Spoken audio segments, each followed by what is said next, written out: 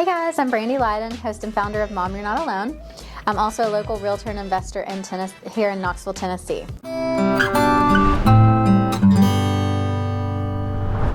So today we're going to go over some tips and tricks on, managing the chaos of summer.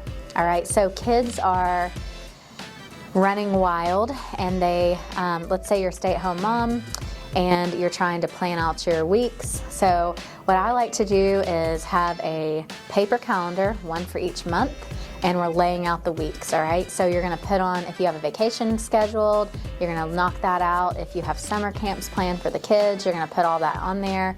And then there's gonna be most likely a lot of blank space on this calendar, right? So depending on, if you have, if they go to summer camps or daycares or things like that, that's great. You have not a lot of blank space on your calendar. But if you have a lot of blank space, these are some tips and tricks and ways to motivate your kids to do some chores and help you with the house, and then in turn, have some rewards. So when my kids were younger, I like to have like a chore chart.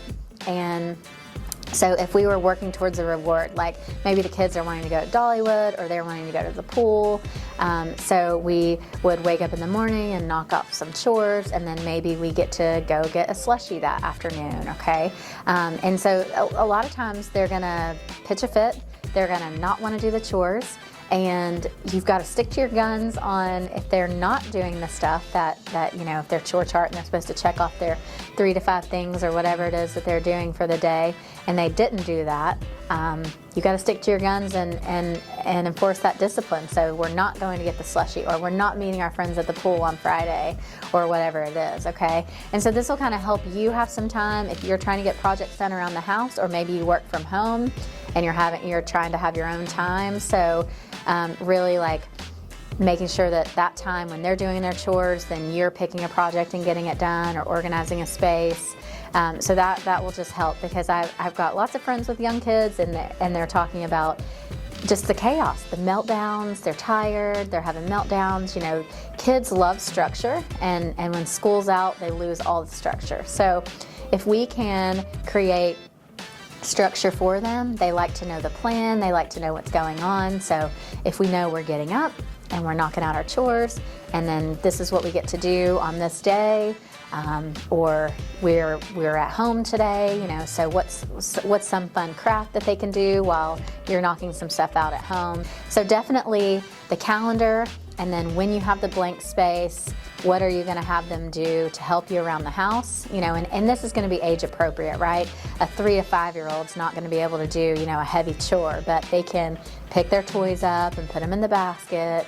They can throw some trash away in the trash can, things like that. As they get older, they're gonna take on bigger chores. They're gonna clean the bathroom, or they're gonna make sure and clean their room, or fold their laundry, or whatever it is that you need help with around the house. So adding chores, adding some structure to their day, and then giving them a reward to shoot for. So, hey guys, we're gonna do these chores, and then we get to go to the pool with our friends on Friday, that kind of thing. So really creating structure, using discipline if you have to, even if it means it's gonna be inconvenient to you. And then, having that calendar so you know what's next, and they can see what they're working towards.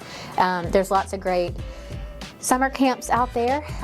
Knoxville Moms puts out a lot of resources for you guys, different camps, different places to go. So you might say, oh, we're gonna go to the Children's Museum one week, we're gonna do the zoo the next week. And so you might line out on the calendar, different events and different activities, that are family friendly and relatively inexpensive to take the kids to do. So there's lots of things like that. Chattanooga's close, and you can do like aquarium. There's lots of activities that you could do, a day trip, or do a hike, go to a waterfall, the rock quarry, something like that, to where it's like it's an adventure and it's something outside and it's free. Or we got downtown at the World's Fair Park, you have the splash pad, that's free, fun, water, cool the kids down. So things like that. And if you think about mapping out your calendars, right, we really have 8 to 10 weeks of out of school. So depending on if you have vacation or something like that, if you just pick 8 to 10 things, and they have a a treat basically each week or something like that. Now, if you're a working mom and they're in summer camps and the only time you have to spend with your kids are evenings, then let's talk about some different things. So we might have Taco Tuesday and they look forward to that dinner that week, or we might have game nights on Thursdays and they get to pick the board game that you guys play as a family. So it's just a couple things like that you can add some structure. If you're working mom and they are already going to a summer camp, they have that structure, but maybe you can add in some fun things for the evenings, for the time that you guys get to spend together. All right, guys, hope this was helpful. Thanks so much for watching. Have a great day.